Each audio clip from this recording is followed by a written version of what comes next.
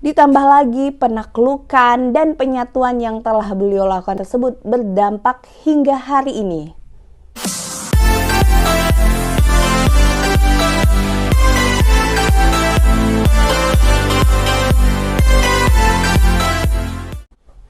Assalamualaikum warahmatullahi wabarakatuh. Halo teman-teman semua, kembali lagi di channel aku. Dan kali ini sebelumnya aku mau ngucapin selamat menunaikan ibadah puasa buat teman-teman kaum muslimin dan muslimat. Nah, untuk video kali ini aku mau share mengenai salah satu konten yang menjadi buku favorit aku dan juga menjadi salah satu bestseller di dunia, yaitu buku yang berjudul The 100 Most Influential Person in History, atau daftar 100 tokoh yang paling berpengaruh di dalam sejarah. Nah, kenapa aku mau bahas mengenai buku ini ya? Karena buku ini menjadi cukup kontroversial di dunia.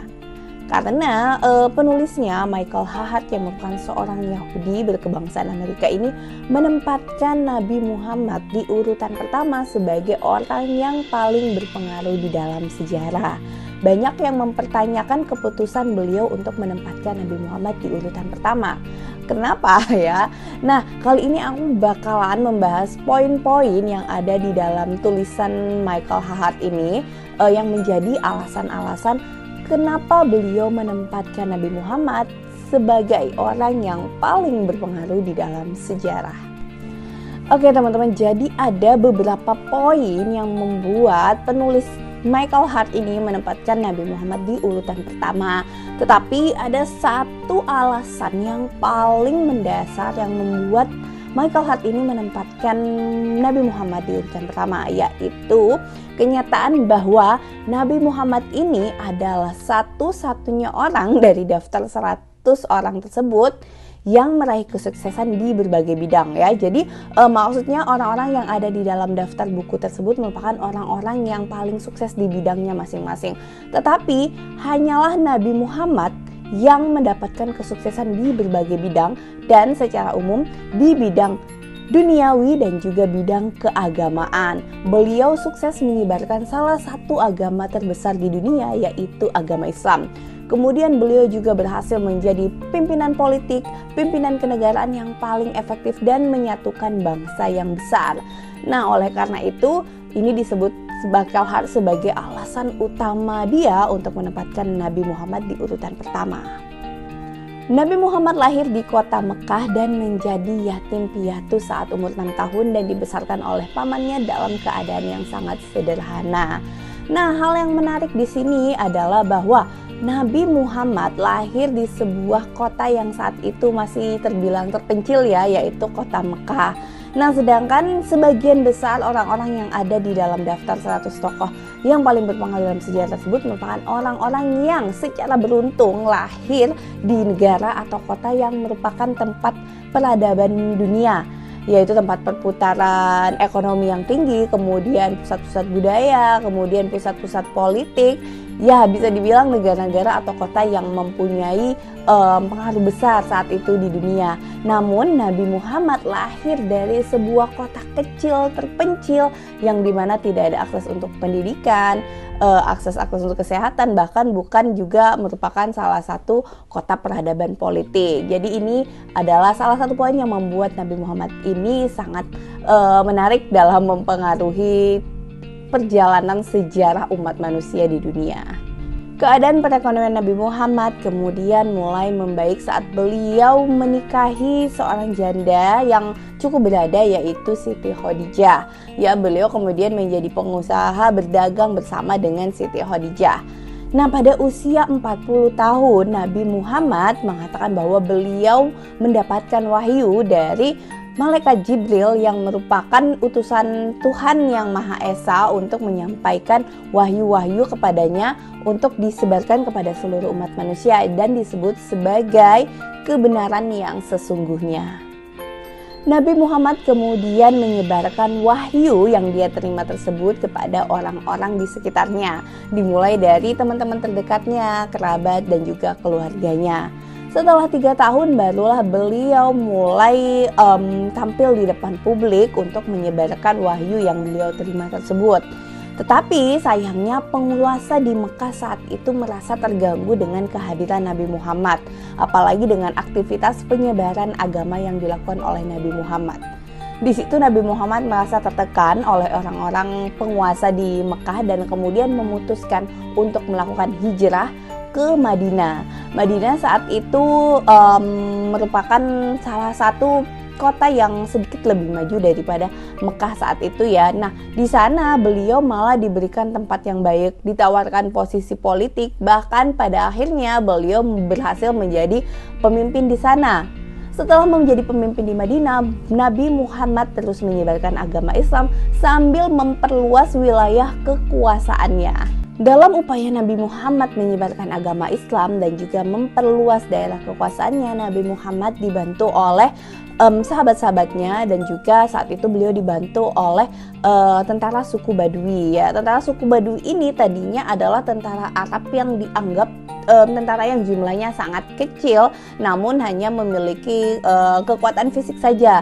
Tetapi di bawah kekuasaan Nabi Muhammad, tentara Badui ini menjadi salah satu tentara terkuat walaupun jumlahnya sedikit. Bahkan banyak peperangan yang dirasa tidak masuk akal gitu ya. Maksudnya tentara yang jumlahnya sedikit akhirnya berhasil memenangkan peperangan dengan tentara yang jumlahnya sangat banyak ya. Hal ini yang membuat Nabi Muhammad juga menjadi sangat istimewa sebagai salah seorang pemimpin ya. Wilayah kekuasaan Nabi Muhammad pun semakin menyebar di seantero bangsa Arab. Hal ini yang menjadi salah satu poin yang membuat keberadaan Nabi Muhammad itu sangat mempengaruhi peradabannya bangsa Arab, juga peradaban di dunia. Kenapa? Jadi bangsa Arab saat itu merupakan salah satu bangsa yang terfragmentasi ya, atau terkotak-kotak.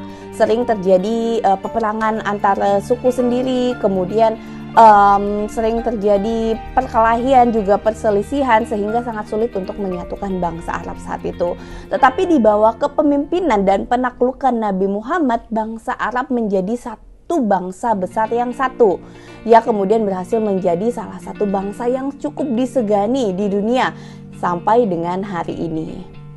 Karena dari itu, maka Nabi Muhammad dianggap sebagai orang yang sangat berhasil untuk menyulap sebuah peradaban dari yang terfragmentasi, kemudian kurang beradab menjadi sebuah bangsa besar yang sangat tangguh dan disegani. Ditambah lagi penaklukan dan penyatuan yang telah beliau lakukan tersebut berdampak hingga hari ini. Oke teman-teman, jadi kalau dilihat dari sisi agamanya, kita melihat bahwa agama terbesar di dunia adalah agama Kristen ya, atau Nasrani. Nah, yang menjadi pertanyaan oleh orang-orang yang membaca buku ini adalah maksudnya pemeluk agama Nasrani sendiri itu lebih besar daripada pemeluk agama Islam. Tetapi kenapa penempatan Nabi Muhammad di urutan pertama, tidak di urutan di bawah Nabi Isa gitu, yang membawa agama Kristen, yaitu agama yang paling besar saat ini di dunia. Nah, di sini juga beliau menjelaskan kenapa penempatan Nabi Muhammad itu berada di atas Nabi Isa. Nabi Isa di buku ini ditempatkan di urutan ketiga ya teman-teman. Nah, alasan beliau yaitu bahwa pengaruh Nabi Muhammad terhadap Islam itu bersifat tunggal. Ya, maksudnya beliaulah yang menempatkan teologi-teologi serta prinsip-prinsip dasar di dalam Islam.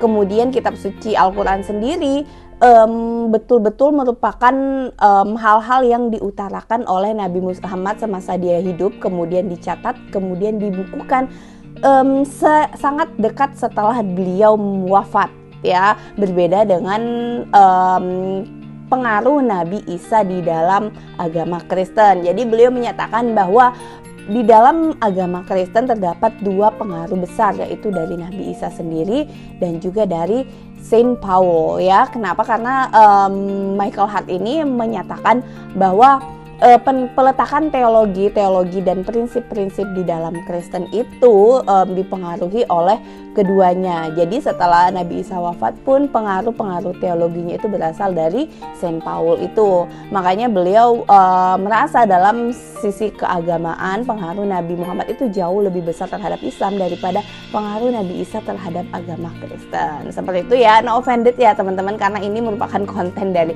buku tersebut. Oke teman-teman, nah itu tadi poin-poin atau rangkuman pengaruh-pengaruh Nabi Muhammad baik dari sisi duniawi maupun dari sisi agama.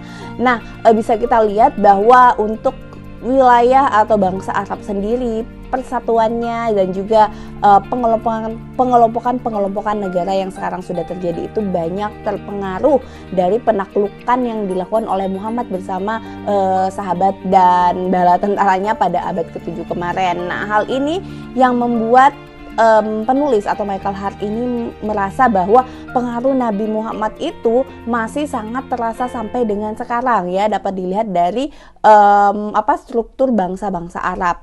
Nah, kemudian selain itu beliau juga memperlihatkan pengaruh Nabi Muhammad dalam sisi agama. Oleh karena itu beliau merasa bahwa pengaruh Nabi Muhammad dalam sejarah umat manusia itu tidak dapat tertandingi dibanding dengan 99 orang lainnya di dalam buku yang beliau buat tersebut. Nah oke teman-teman, itu tadi sedikit sharing aku mengenai mengapa Nabi Muhammad ditempatkan sebagai urutan pertama manusia atau orang yang paling berpengaruh dalam sejarah umat manusia ya. Oke teman-teman, nah dalam menyambut bulan puasa ini mungkin teman-teman banyak yang kayak aduh mikir nih mau ngapain ya sambil nungguin buka puasa. Nah teman-teman boleh komen tolong ya di bawah di kolom komentar dan coba dikasih ide gitu, kira-kira teman-teman pengen aku sharing mengenai apa lagi. Oke ya teman-teman, sekali lagi selamat berpuasa dan sukses buat kita semua. Wassalamualaikum warahmatullahi wabarakatuh.